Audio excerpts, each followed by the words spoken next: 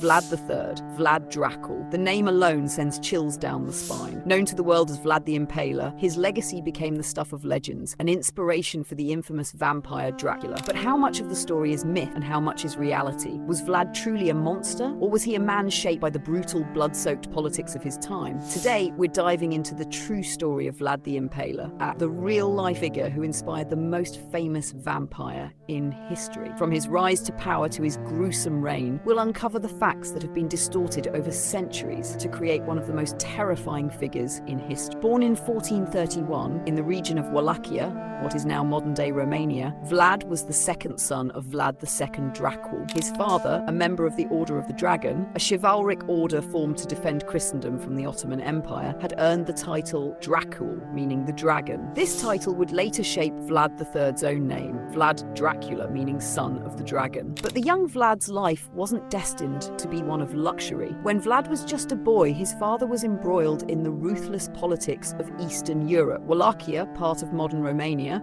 was a small, fiercely contested territory between the Hungarian and Ottoman empires. This was a land where betrayal, war, and brutality were everyday occurrences. In 1442, at the age of 11, Vlad and his younger brother Radu were sent as hostages to the Ottoman court by their father, Vlad II, to ensure his loyalty to the Ottoman Sultan. For 4 years, the brothers lived under the Sultan's thumb, enduring harsh treatment and seeing firsthand the ruthlessness of the empire that would later shape Vlad's future reign. It was during this time that Vlad witnessed the cruelty of the Ottoman Empire and learned how to navigate a world of political intrigue and violence. But Vlad's time as a prisoner would inspire his future reign, setting the stage for the bloodshed that would come. In 1448, Vlad returned to Wallachia after his father's assassination, and it didn't take long for him to seize power. At just 17 years old, he became Vlad III, the new prince of Wallachia. His reign, however, was anything but peaceful. At the time, Wallachia was torn between feuding factions, each vying for control, and the Ottomans, still holding a strong grip on the region, sought to assert dominance. Vlad had no time to be a benevolent ruler. His early years on the throne were marked by conflict, both with internal rivals and foreign enemies, but it was his ruthless approach to maintaining power that set him apart. One of his most infamous early acts was the execution of his own brother, the man who had betrayed their family. Vlad, unable to trust anyone in his own court, embarked on a campaign to eliminate his enemies with brutal efficiency. His preferred method? Impalement. Impalement, or the impaling of enemies on long wooden stakes, became Vlad's signature form of execution. He would impale his victims, often for hours or even days,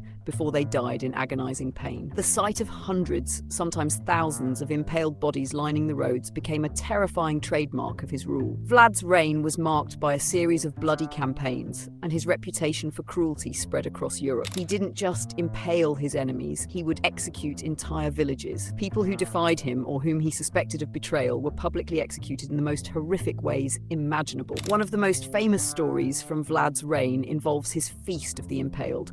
Legend has it that in 1460, Vlad invited a delegation of noblemen from Hungary to dine with. These men, who had been plotting against him, arrived at his castle, unaware of what awaited them. After their arrival, Vlad led them into a room filled with the lifeless bodies of their comrades, impaled on long stakes. The horrified noblemen were forced to dinner in the presence of their dead peers. This act of cruelty was just one example of his twisted methods of maintaining control. Some accounts even claim that he enjoyed watching his victims die slowly, allowing them to writhe in pain. Vlad the Impaler became a name that echoed through Europe as a symbol of terror, a man who ruled with sheer brutality. But despite his blood-soaked reputation, Vlad was also seen by some as a defender of Christianity, especially against the Ottoman Turk. To them, his brutal methods were justifiable, as he was standing firm against the advancing Ottoman Empire. Vlad's terror wasn't confined to his kingdom. His reputation reached far beyond the borders of Wallachia, and as his bloodthirsty legend grew, so did the myth surrounding his name.